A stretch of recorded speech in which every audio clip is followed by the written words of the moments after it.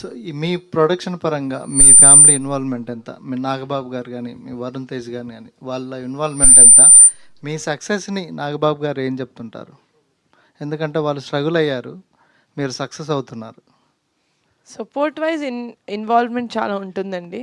కానీ ఏం చేయాలి, ఎలా చేయాలి అనేది అసలు నా డిసిజన్ మేకింగ్ని బాగా నమ్ముతారు. ఎందుకంటే చూస్తున్నారు ఫస్ట్ సినిమా అంటే మాట్లాడేటప్పుడు కూడా నీకు తెలుసు నువ్వు ఏం చేస్తున్నావు అన్నట్టే మాట్లాడారు ఇంట్లో. సో అది వాళ్ళు నన్ను ఇంత నమ్ముతున్నారంటే నాకు ఆ కాన్ఫిడెన్స్ ఇంకా రెస్పాన్సిబిలిటీ ఇంకా ఎక్కువ ఉంటుంది. సో ఆ స్పేస్ నుంచి నేను ఆపరేట్ చేస్తాను యాజ్ అ ప్రొడ్యూసర్.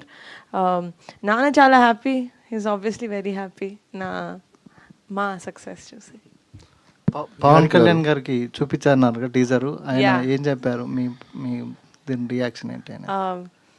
అదే చాలా బయట కూడా చెప్పాను ఇంటర్వ్యూస్లో. హీ సెడ్ ఒక టీజర్ కానీ ఒక ట్రైలర్ చూసి అరే ఈ సినిమా బాగుంది వెళ్ళాలి అనిపించేవి చాలా తక్కువ అయిపోయాయి ఈ మధ్యన. మీ టీజర్ చూసే అది చాలా కాన్సెప్టే కొంచెం కొత్తగా ఉంది కొంచెం మన సినిమాల్లో. అంటే హారర్ కాదు, అలా అని ఫుల్ థ్రిల్లర్ కూడా కాదు, కామెడీ ఇంకా హారర్ ఇంకా ఫ్యాంటసీ చాలా మంచిగా బ్లెండ్ చేసినట్టు కనపడింది. లుక్స్ వెరీ ఇన్వైటింగ్, థియేటర్స్కి చాలా ఇన్వైట్ చేస్తున్నట్టు అనిపిస్తుంది. And it looks like a family film, family entertainer లాగా ఉండింది అన్నారు. అప్పుడు చెప్పా బాబాయ్ అది ఫ్యామిలీ ఎంటర్టైనరే బాబాయ్ అని. నిహారిక గారు, కమిటీ రోల్తో పోల్చుకుంటే ఇది డెఫినెట్గా కొంచెం పెద్ద బడ్జెట్ సినిమానే రాకాస అనేది.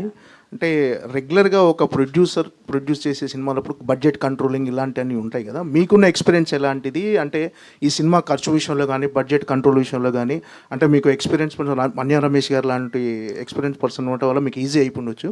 సో మీ ఎక్స్పీరియన్స్ ఎలాంటిది? అంటే బడ్జెట్ అనుకున్న బడ్జెట్లోనే